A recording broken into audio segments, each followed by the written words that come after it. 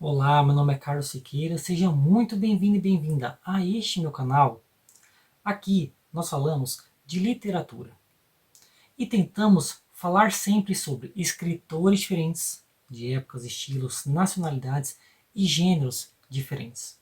E hoje eu trago um vídeo que está um pouco atrasado, porque, na verdade, faz tempo que eu não gravo vídeos pra cá. Na semana passada eu não lancei vídeo. Na semana retrasada eu utilizei um vídeo que eu já tinha gravado fazia meses. Então faz tempo que eu não gravo e lanço vídeos recentes aqui.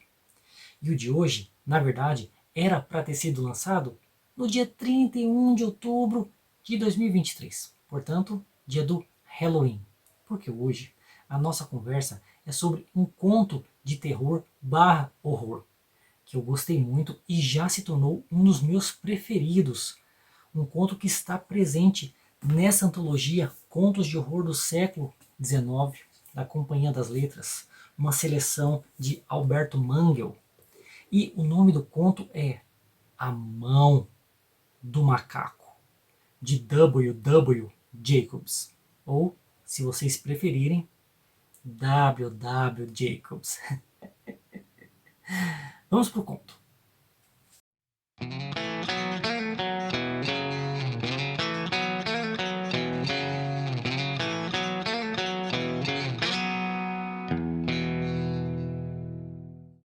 Bom, antes de tudo, eu devo dizer que eu sempre comento os contos do início ao fim.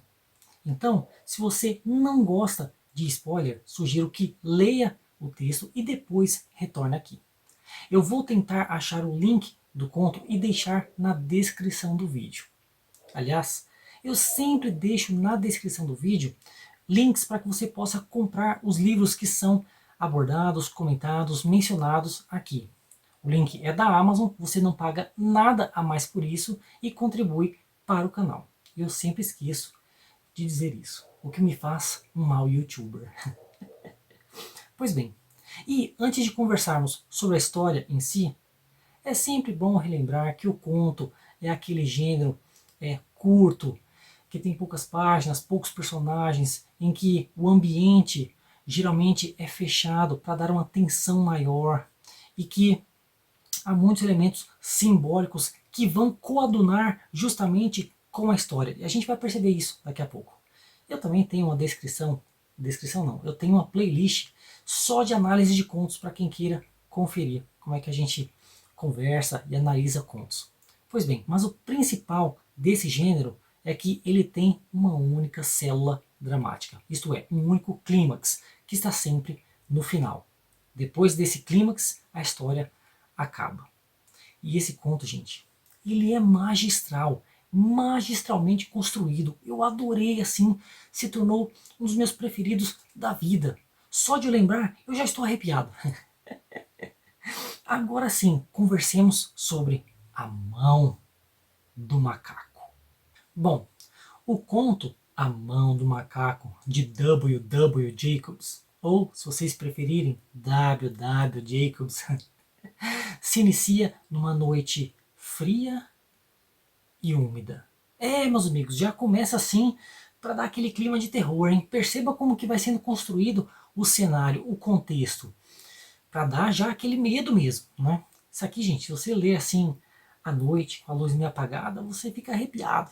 Eu fiquei. Pois bem, então começa numa noite fria, chuvosa, úmida, com duas pessoas, um pai e um filho, jogando xadrez. E tudo isso já é simbólico, tá? Porque o xadrez é um jogo racional. E aqui no conto, eu já falei que eu vou comentá-lo do início ao fim. O conto a gente vai perceber coisas irracionais. Ou será que não? Bom, é um conto sobre dúvidas também, tá? Pois bem, e aí é dito aqui que o pai adora fazer umas jogadas arriscadas. Fazer assim, jogadas radicais, expondo o rei ao perigo. E isso também já é simbólico, gente, porque isso pode indicar, talvez, que o pai faça coisas desnecessárias à vida. Mas daqui a pouco a gente chega lá. Pois bem, nessas jogadas radicais, absurdas, ele perde pro filho. Né? O filho dá checkmate nele. O filho que já é um homem adulto, tá? ele trabalha e tudo mais. Pois bem, nisso chega um convidado, um conhecido do pai. E aí chega esse convidado que era um general que tinha servido lá na Índia. E aí o pai chega e fala assim: ô amigo, como é que é aquela história que você tinha comentado lá, de uma mão de um macaco? Não entendi direito. E aí o homem fala: tá aqui, ó. Gente, ele não fala assim não, tá? Quem fala assim sou eu. O cara tira uma mão de um macaco de dentro do bolso. O cara anda com a mão de macaco. Pois bem, né? Então, isso aqui é um amuleto, é um item mágico, né? Que um faquir não sabe o que é faquir, vai procurar no dicionário. Mas eu vou te dizer uma coisa. Eu já fiz um vídeo aqui no canal sobre o filósofo Voltaire, mas não ele como filósofo, e sim como contista. Eu já abordei alguns contos dele no único vídeo aqui no canal. E um dos contos é sobre um faquir, os faquires, especialmente sobre o faquir Bababek. Eu adoro esse nome. Pois bem, vou deixar o link aqui na descrição. Mas se não souber o que é faquir, vai procurar no dicionário. Pois bem, e aí o homem fala que isso aqui é um item mágico que um faquir criou para mostrar para as pessoas que quem tenta alterar o destino se arrepende amargamente. É dito isso aqui, tá? Eu vou até ler as palavras exatas. Deixe-me achar. Ele diz assim: possui um encantamento que lhe foi conferido por um velho faquir, um homem muito santo. Ele queria mostrar que o destino rege a vida das pessoas e que aqueles que interferem nele correm o risco de se arrepender amargamente. De acordo com o encantamento, 3 pessoas diferentes podem ter, cada uma, 3 desejos concedidos. E aí, o filho do rapaz, do chefe da família, né, que eu não lembro o nome, mas o sobrenome da família é White. White que significa branco em inglês. E isso talvez possa indicar uma pureza, uma ingenuidade do personagem, quer dizer, da família como um todo. Pois bem, o filho fala: e você já fez os seus pedidos? E aí o general fala: já. E me arrependi amargamente. E outra pessoa já utilizou essa mão de macaco? Já. A pessoa que a teve antes de mim. Eu não sei quais foram os 2 primeiros pedidos dela, mas o último foi a morte. É, meus amigos, a pessoa que teve esse amuleto antes, né, não sei o que ela pediu, mas ela se arrependeu tão amargamente que o último desejo foi morrer. Tristíssimo. E foi assim que o homem conseguiu a mão do macaco, né, porque o antigo dono morreu. E aí ele fala: isso aqui, ó, não vale a pena não. E joga no fogo. E aí o pai da família fala: não faça isso, vai lá e tira a mão do macaco, né? E o cara fala: olha, se eu fosse você, jogava no fogo. Jogaria no fogo. Seja uma pessoa sensata. Acontece, gente, que a gente já percebeu lá no jogo de xadrez. O pai gosta de umas jogadas arriscadas. Gosta de umas jogadas radicais, né? E ele vai e guarda a mão do macaco, né? E aí o homem vai embora, né? E o filho fala: ô pai, vamos fazer um pedido aí. Ah, mas o quê? Eu não acredito nessa história. Eu já tenho tudo que eu quero, né? Eu não preciso de mais nada, né? Ah, pede qualquer coisa, pai, né? Sei lá, 200 libras para a gente pagar a dívida da casa aqui. E aí o pai vai e fala então: eu quero 200 libras, né? E aí, gente, até arrepia aqui. A mão do macaco se mexeu. Não acontece nada, gente, eu tô arrepiado aqui. Não acontece nada na hora, né? É, ele grita, ele fala: gente, a mão se mexeu. E, nossa, tô arrepiado. E a mãe e o filho falam: você imaginou, pai, isso aí não se mexeu não, né? Cadê o dinheiro? Cadê o dinheiro? Né? Acontece que o general tinha dito que os pedidos se realizam, mas de uma maneira muito natural. De maneira que parece até que foi algo, uma coincidência, né? Algo do destino mesmo, e não algo milagroso. Pois bem, não acontece nada ali. Acontece que esse filho aqui, gente, esse filho ele é danado. Ele fica toda hora fazendo piadinhas, né? Aí ele fala, bom, eu espero que você encontre uma bolsa de dinheiro lá na sua cama, pai. E que tenha um bicho te olhando de cima do guarda-roupa. Ele é cheio das piadinhas, né? Aí o pai vai dormir e tudo mais, né? E o menino não, um rapaz, né? Vai e fica olhando, né? Para a lareira, para a fogueira, para o fogo, né? E começa a ver rostos de pessoas lá, né? Tudo bem que pode ser só imaginação. Acontece que o último rosto que ele vê é o de um macaco. Gente, o conto é de terror, mas o W. W. Jacobs, ele era um escritor cômico, tá? Essa história aqui, assim, é um ponto fora da curva na trajetória dele. Na verdade, ele é conhecido pela comicidade. Pois bem, né? E aí o filho fica, nossa, eu vi um rosto de um macaco ali no fogo, pega uma aguinha e joga. Bom, e aí acaba assim a primeira parte da história, que é dividida em três, tá? Acontece que. Acontece não, né? Acaba a primeira parte com muitos ventos lá fora. E os ventos, você já sabe, eu já comentei aqui no canal. Os ventos geralmente significam uma mudança, algo que está para acontecer.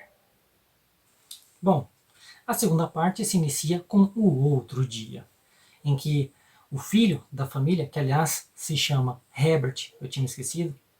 Um abraço ao meu amigo Herbert também, Herbert danado. Pois bem, o filho volta ao trabalho, né? E ainda faz gracinha, porque o menino é cheio das graças, né? Ô pai, se você achar o dinheiro lá, hein, não gasta antes de eu chegar não, hein?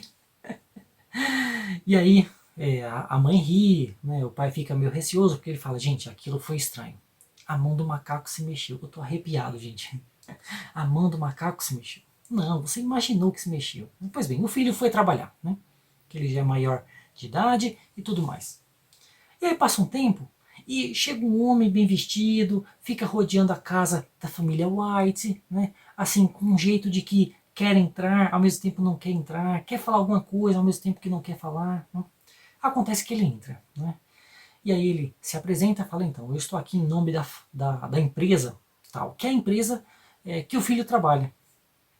E aí a mulher, a mãe, já se desespera, aconteceu alguma coisa com ele está machucado. Está muito machucado. Mas ele já superou isso. Né? E aí a mãe, num primeiro momento, não entende, né? E só depois é que o homem fala, então, ele foi tragado, né, pela maquinaria. Né? A gente pode lembrar aqui das catracas, como é que dizer, engrenagem, né?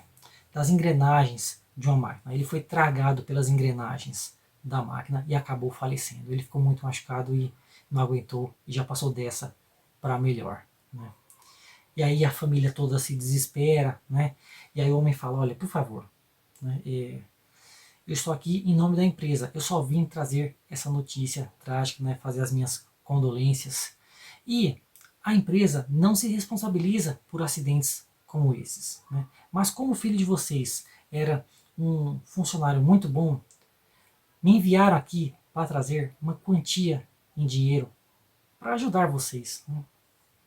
A quantia, meus amigos, 200 libras. A mesma quantidade de dinheiro que o pai pediu em troca, recebeu a morte do filho. Gente, estou arrepiado aqui. E aí, né, a mulher grita e o pai cai desmaiado. E eu estou todo arrepiado. E acaba a segunda parte do conto. Pois bem, mas o conto continua. Passam-se alguns dias, 10 dias, uma semana, o menino é enterrado e a família continua vivendo muito triste, porque o menino, o filho, era único, era o único filho. E ele era assim, o ar da graça, vivia fazendo essas piadinhas, né, que traziam uma comicidade, uma alegria para aquela família. Né. E sem ele, a casa ficou muito vazia. E aí, um dia, à noite, de madrugada, o homem, o pai da família, está dormindo, acorda e percebe que não tem ninguém do lado dele. Cadê a mulher? A mulher estava chorando no quarto ao lado. Ele fala, mulher, para com isso, né? Foi uma coincidência. Nossa, tô arrepiado. Foi uma coincidência, volta para a cama. E a mulher fala, não, né? Eu quero meu filho de volta, né? E aí ela lembra da mão do macaco. Cadê a mão do macaco? Cadê? Né? Tá lá na sala. Por quê? Tô arrepiado, gente. Por quê? Gente, como? Gente não, né? Como é que eu não me lembrei disso, né? Eram 3 desejos. Você só fez um. Ele fala, para mulher, já não foi o suficiente. A gente perdeu o filho, né? E ela fala, não, usa o segundo desejo para trazer ele de volta, né? Deseje que o filho volte, retorne, ressuscite, né? E para mulher, isso é loucura, né? Ela fala, vai lá agora. E o homem vai, tô arrepiado, gente. Ele vai no meio da noite, da madrugada, né? Pega aquela mão sinistra. Nossa, tô todo arrepiado, gente, pelo amor de Deus. Pega aquela mão sinistra, né?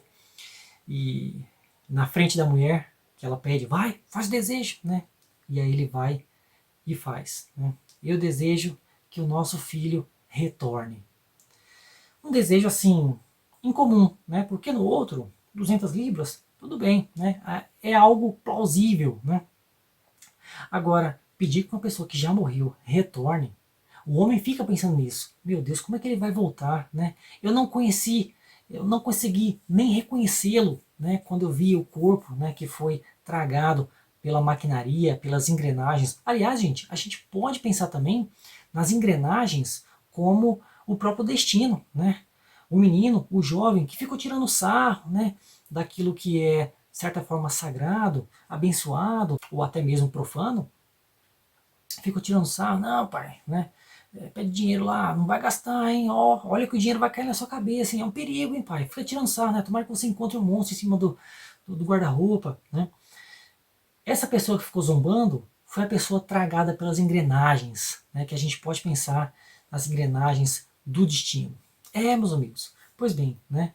E aí, a gente lembra também que o general, eu não tinha comentado isso, mas o general falou, olha, se for pedir alguma coisa, peça algo que faça sentido. Bom, as 200 libras até que faziam, né?